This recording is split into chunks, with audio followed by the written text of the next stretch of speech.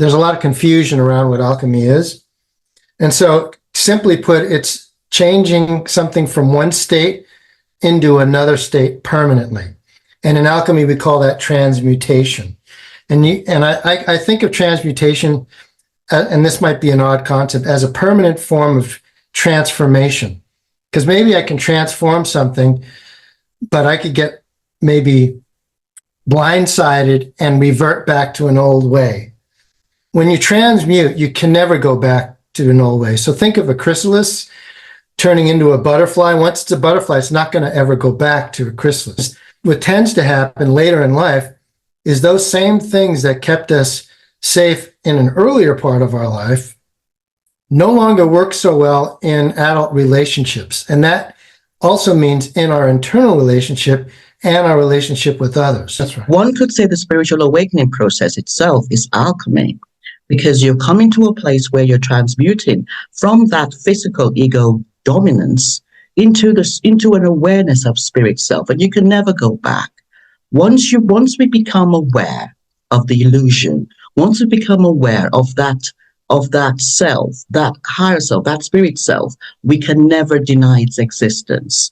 Hello and welcome to the Daily Soul Bytes show. I am your host, Bolaabimbola, frequency alchemist, life coach, and energy practitioner. And Daily Soul Bytes show is really where we interview guest experts, coaches, and entrepreneurs from the fields of spirituality, psychology, and leadership to share their insights for the expansion of collective consciousness. And today I have a very special guest, John Hernandez. Welcome to the show, John. Thanks, Paul. I really appreciate being on. It's really nice to have you, John. And the topic today is alchemy. And I know that alchemy is something that a lot of people would consider to be very out of reach, or something that is really not what you want to engage in. But, I really see alchemy, whether it's in the physics where you're talking about like the law of attraction, how our thoughts become things, how we begin to attract what we did not attract before.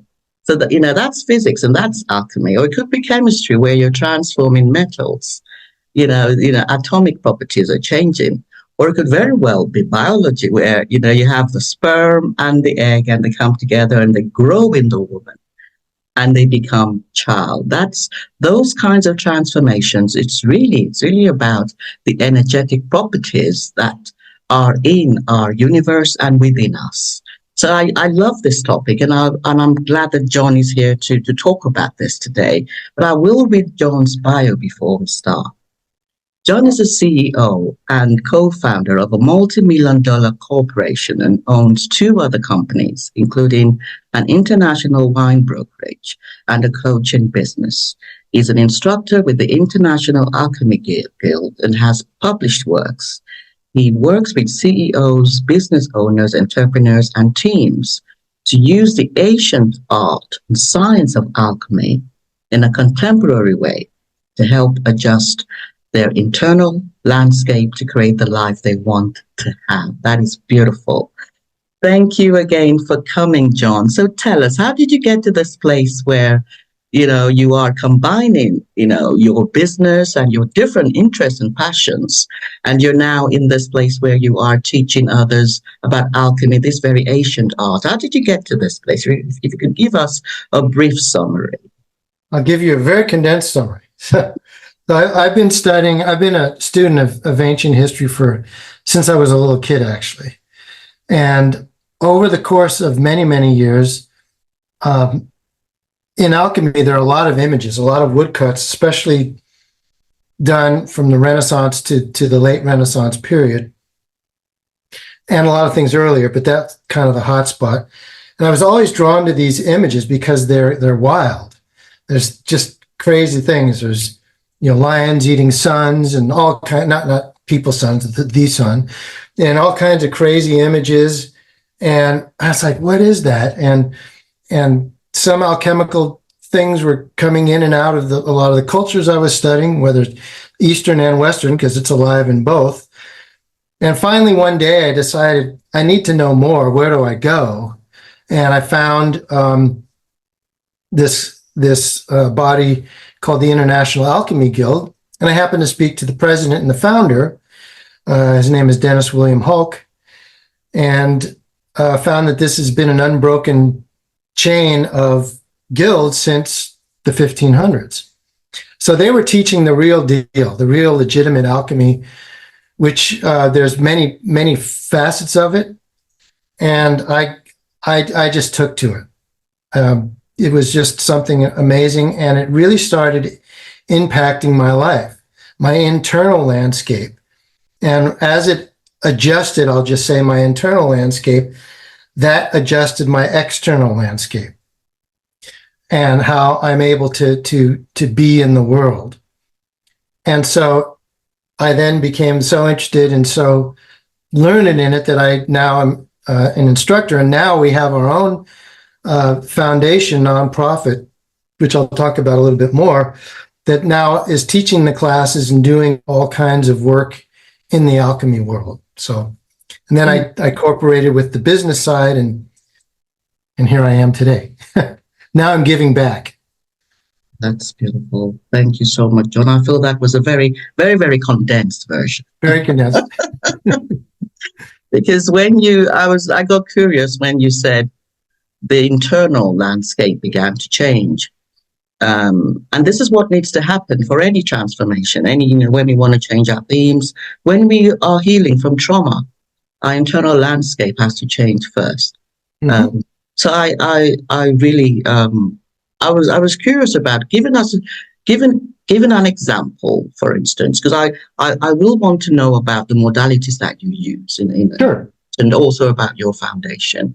But an example of how that internal landscape changed, one aspect, because we have so many different aspects within us, and we have many different personality constructs that have different landscapes on their own, and it can become quite dynamic and complex. Mm-hmm. So just an example of how of something that you worked on internally, that then you began to see the reflection, you began to see see the change in your external life. Well, first I'll give you a very, very brief definition of alchemy, because I think just coming across a lot of folks that I talk to a lot, there's a lot of confusion around what alchemy is. And so simply put, it's changing something from one state into another state permanently. And in alchemy, we call that transmutation. And I think of transmutation, and this might be an odd concept, as a permanent form of transformation. Because maybe I can transform something, but I could get maybe blindsided and revert back to an old way. When you transmute, you can never go back to an old way. So think of a chrysalis turning into a butterfly. Once it's a butterfly, it's not going to ever go back to a chrysalis. That's in essence what alchemy is. And it's applied to physical properties, your physical life or physical things. It's applied to our psycho-emotional state and then our spiritual. And we're taught to work on all three of those at the same time. It's like a juggling act. It's not so easy, but it is possible. So what I found, and again, I'll condense this because this could be weeks long of a course, but in essence, we start off in a pure state as small infants. We have no boundaries in that moment. All we're doing is existing, and everything is new. And then via parenting, via culture, via community, everything else, we start developing ways to survive in those worlds. Each time that happens, we add another layer and we figure out something all unconsciously on what to do in order to stay safe. I'm putting all this very, very generalized. What tends to happen later in life is those same things that kept us safe in an earlier part of our life no longer work so well in adult relationships. And that also means in our internal relationship and our relationship with others. And then when you start existing in the world with others, each one of those folks have their own internal lens on how they see the world. And each one of them have different personas, different masks we wear for different applications that we've learned that work for us. So now you get not only our own things that are in the way, but now we're clashing with those other parts of others that are not their true core essence. And in alchemy, we talk about the philosopher's stone, not in Harry Potter, but something very real. That's our core essence.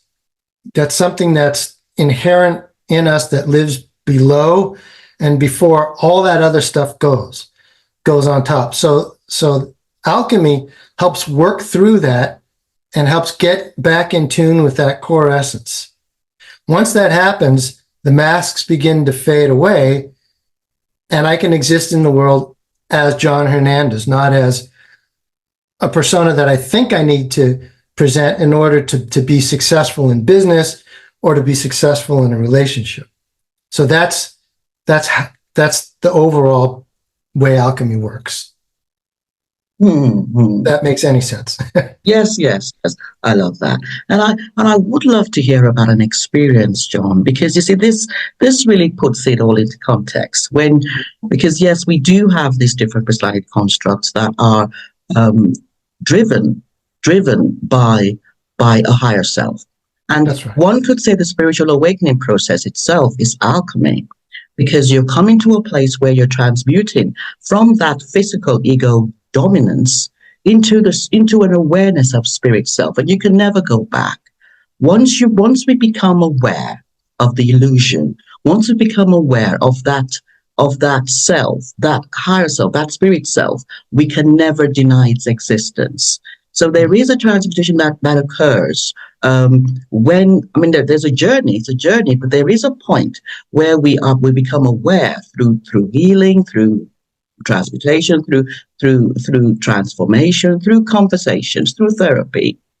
There's a point where we realize that we're not that physical being, and we do transmute into that spiritual self leading us. Although it's a journey where we are learning to allow that spirit being to embody more of ourself. So that's a journey where we're letting go and we're healing, we're doing all of that.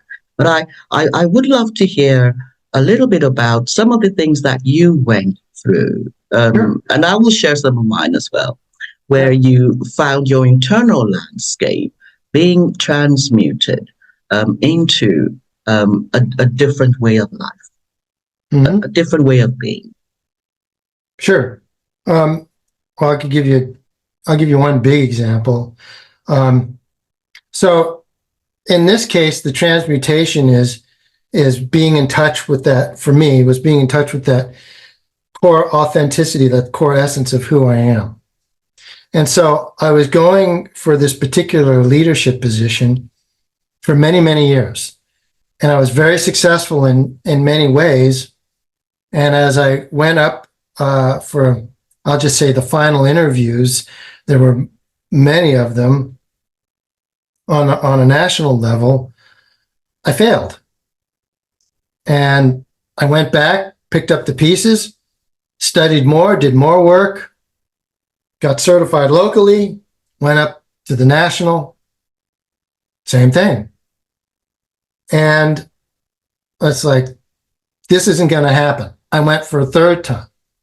I'm ready to go. I got everything in place. I know what was needed. And then I went and I saw an interesting movie called Doctor Strange. I went by myself because no one was around to go with me.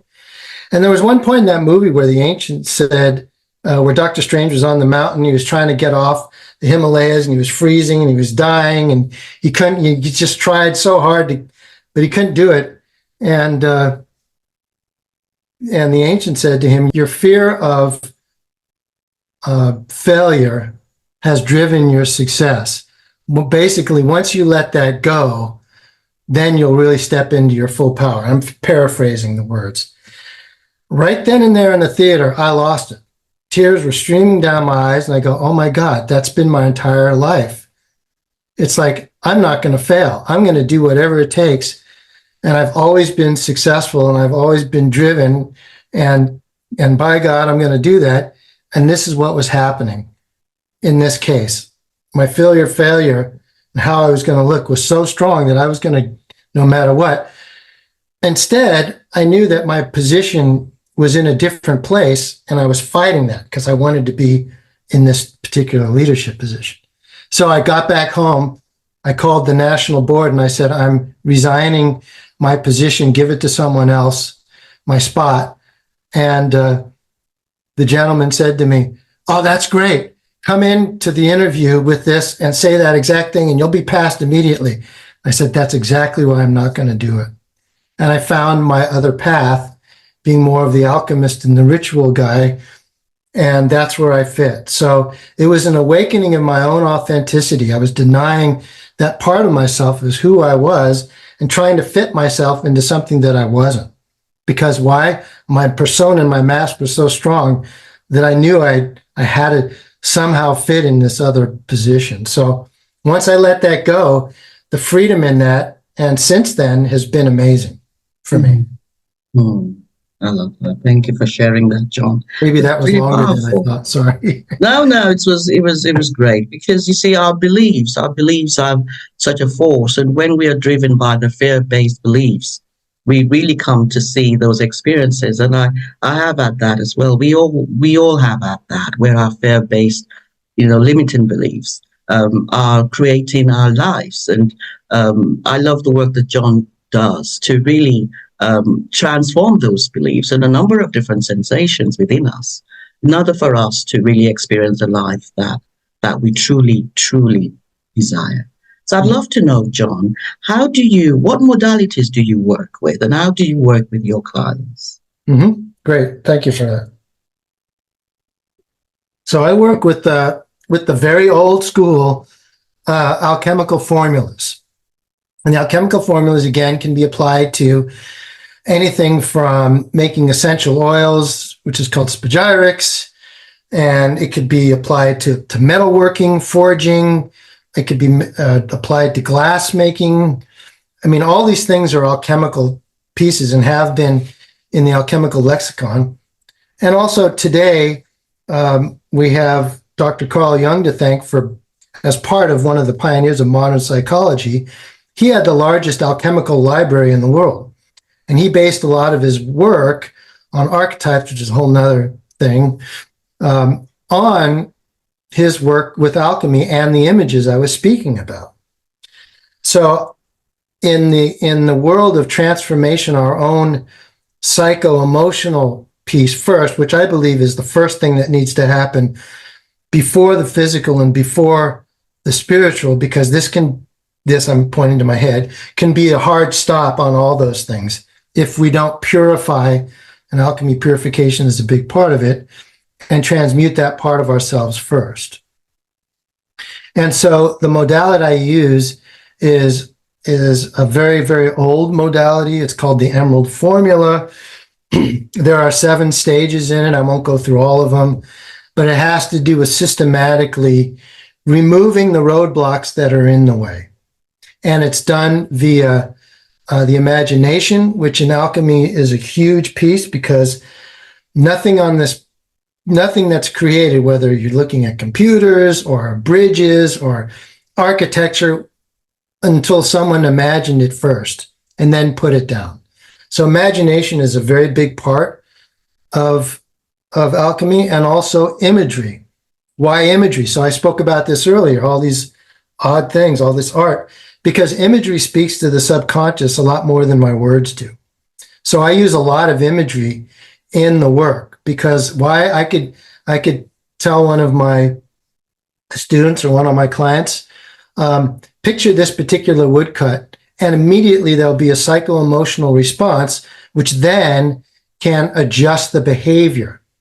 So if you're going into let's say you're going into a business meeting, and you have 5 minutes between the time you get out of your car and you get into that meeting, you will have a very solid practical tool set to use that will evoke that emotional and psychological and behavioral change to be able to present in that meeting from something that's inherently true about your core. Again, I'm taking a lot of long, complicated things and condensing it, but that's the gist of it. I love that. I love that. This really is about self-awareness, isn't it? Because I love the tools, imagination, and using images. Because sometimes, and on some bad days, we may think we can't do anything about certain things, and then there are times when we know we are empowered beings. Mhm. And I love the example you gave about walking into 5 minutes before you walk into a meeting, and just self-awareness, being aware of the thoughts that we're holding in the moments before we get involved in an event or an activity. We are holding certain thoughts, and bringing those thoughts to the front, becoming more conscious of those thoughts, and then changing those thoughts by having a different image or having different things and tools. This is really it, because sometimes we do not realize that we can change these things around us. We can change Right. our thoughts, our beliefs, but we have to believe that we can, and we are conditioned. A lot of us are conditioned to have learned helplessness, where we are not really feeling that we can do anything, regardless of whatever modality.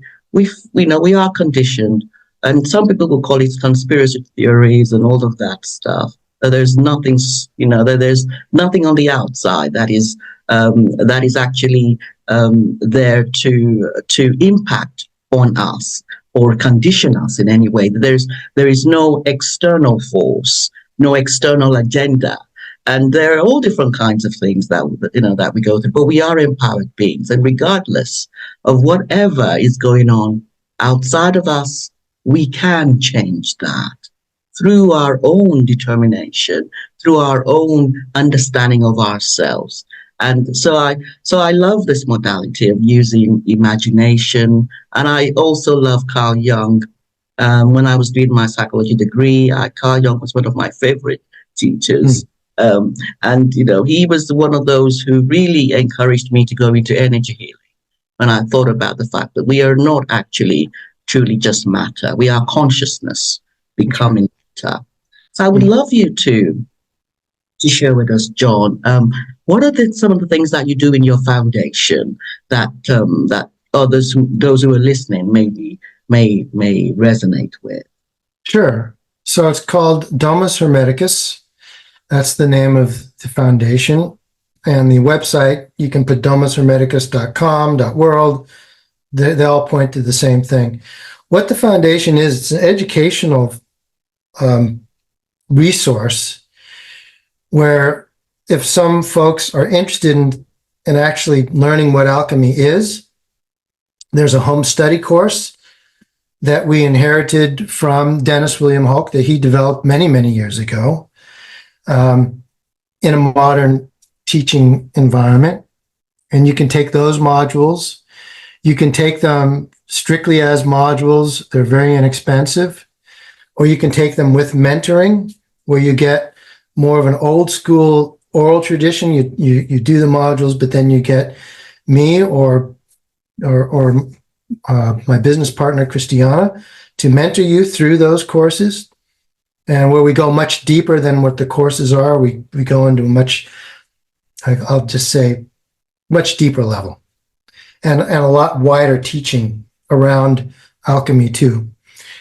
So you can do that. We also have an unbelievable faculty list, and they all are offering their own courses in specialties. We have two very, very famous and authors, actually three. Two of them are PhD Jungian analysts. One of them wrote a book on alchemical psychology and is one of my mentors. And we have a wide range of faculty members in multiple disciplines that all evolve and revolve around alchemy. So if some folks want to really learn what's out there and not try and figure it out on their own, or worse, get to some site that doesn't really know about alchemy, which most don't. There are a few that are good, and we're associated with those that are really are legitimate, and to learn the real deal and then how you can apply the work.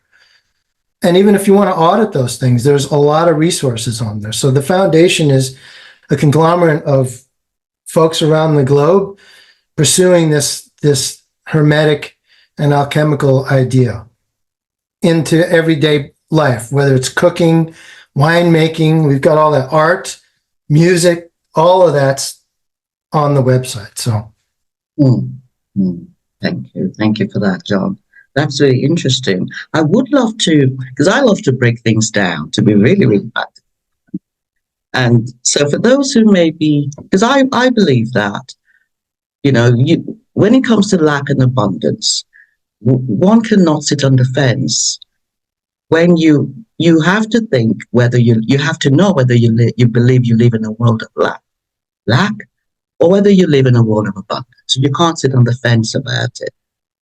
And this is something that I know a lot of people, may not be too clear. And I know, I jumped from one field to another for many years, and it's about the intentions we set. It's about the beliefs we choose to.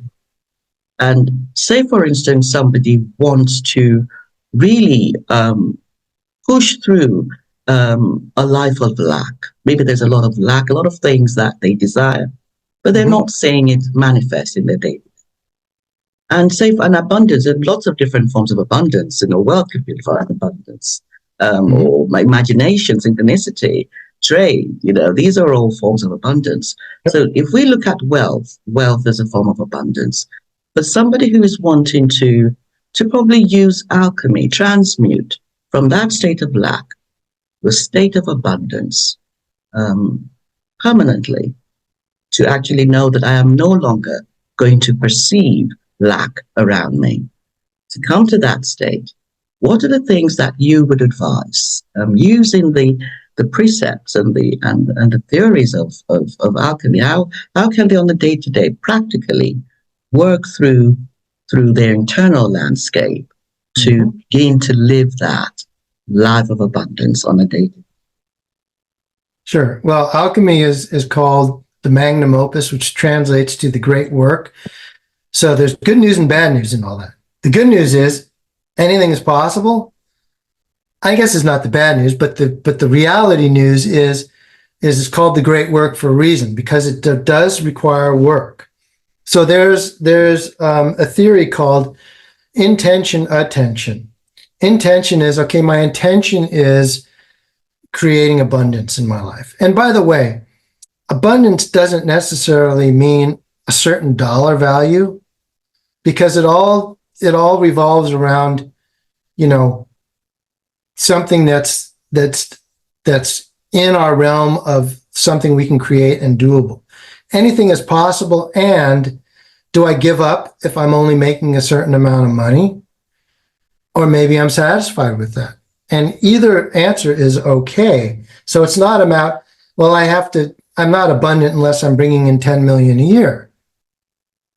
That may not be practical, but I might be abundant by being able to live in a comfortable home, provide food, and have joy in my life. Oh my God, joy, what's that? Like, that is a huge piece. A lot of times that gets stuffed to the side because everything else is more important. But basically nothing else can happen unless I have joy. So that's a whole nother thing, but that's part of alchemy. So the first steps are intention. What's my intention? To create abundance, create joy, create health, create whatever that might be. Now there's the second word, attention. So having the intention is great, but the attention is the actionable piece. What am I going to do now to create that? If I just intend something and do nothing, then that's probably the outcome you'll get. A lot of that, a lot of not getting what you're asking for, or, like I said, creating the life that you want. So the attention is, what are the practical steps that you can take in creating wealth? Well, it might be, what is my passion and how is that driving my abundance? That might be one early question to ask. And then the next question is, oh, well, that's easy. It's this. Well, if it were that easy, you'd already be doing it. So now what's in the way? What's between you and that? And that's where alchemy really comes into play, because it can help remove those barriers, which most of the time are self-imposed. And you can apply any profession to that. It doesn't matter. It's open-ended. But so there's something in between. There's some disconnect between how you're presenting in the world and what my core essence is. So connecting those two pieces, I'm doing the heart and head here. You can't see. Connecting those two pieces is the first step. And then really connecting with the core essence and finding that what's in there. What is that? Who is that person? And now what is the uniqueness that person can bring into the world? And from there comes the abundance. So what I teach, either in my alchemy coaching piece or in alchemy, particularly in the alchemy coaching, my alchemy coaching business, is we teach that specifically around those pieces for leadership and creating a team and creating your own life that you want to have. So, no, that's powerful. Yes, I love those steps because passion is key. Because I love the Ikigai principles, the 4 types of work. We can work doing what we love. We can also work doing what we are paid to do. We can work doing work that serves the world, that serves the good of the world. Or we can work doing, what's the 4th one? Doing work that we're good at. We're good at. Because sometimes what we love to do may not be something we're really good at. And sometimes it's not what we're getting paid for. And sometimes it's not really serving the world directly, maybe more indirectly, but not directly, like voluntary work, like charities and things like that. Mm. So, knowing what we love to do is really such a powerful thing. So I do, and because this is what attracts. When we have joy working, we attract that joy. We reflect that joy around us. That internal landscape creates the external landscape. So thank you for that. And I wanted to ask you, John, for those who may be thinking alchemy is something that they shouldn't engage in, what in your opinion are the common misconceptions about alchemy? Wow. Well, now is a big topic. So what I see sometimes is alchemy can get lumped in with, oh, that's, black magic or something like that. So the media creates a lot of these things, but in reality, there were very few alchemists that got burnt in the Inquisition. Only, I think, 2, maybe even 1. Not very many. Most of the alchemists were devout in the religion to whichever culture they were in, because there are a lot of Arabic alchemists, a lot of Christian alchemists, and they used alchemy as a way to getting themselves closer to the divine. But along the way, because like anything else, if it threatens the perceived power base, then all of a sudden it's this or it's this or it's this, and it's not good. But I can tell you that it's modern psychology, like we talked about, was grown from alchemy. Modern chemistry is grown from alchemy. Modern physics and biology is grown from alchemy, because all of that used to be one art and science, and then it got split into the different pieces. So it's about really getting in touch with yourself. And yes, there is a spiritual component. It's not a religion. It's about getting in touch with that which you hold is, how should I put this? That exists below and before nature. I'll just say that. However you hold that belief. And connecting all those parts. Mm. So it's not, there's no dark, and I don't see much of that actually anymore. I don't really see alchemy being lumped into that. It can sometimes get lumped into another word called occult, which occult is Latin for mystery. And so when you see that word, it's about a mystery, something that's not yet understood. But again, there's no connotation to to evil or to anything like that involved. So it's quite safe. It's quite psychically safe, I'll say, especially when done under supervision. So. Thank you for that, John. Thank you. In your foundation, do you focus on the kind of cognitive aspects of alchemy, or do you go into the spiritual aspect in terms of connecting to divine source? The foundation is almost all aspects of alchemy. So there's a spiritual alchemy pieces. So in the course, in the actual course itself, there are all three. There's a practical section, which does deal with herbs and essential oils and things like that. There's a metallic section, which deals with metals, and the experiments are very safe in there. I'm very cautious about that. And then there's a psycho-emotional piece, and then there's a philosophical piece, and then there's a spiritual piece, and then there's an actual, well, how the heck do I apply this in everyday life piece? Mm-hmm. And so all those are part of it. And then there's all, like I said, all the instructors that have their own specialties. So if you really want to dive into the shadow work of Carl Jung, you can do that with some of our instructors. If you want to dive more into the astrology side of alchemy, we have instructors for that.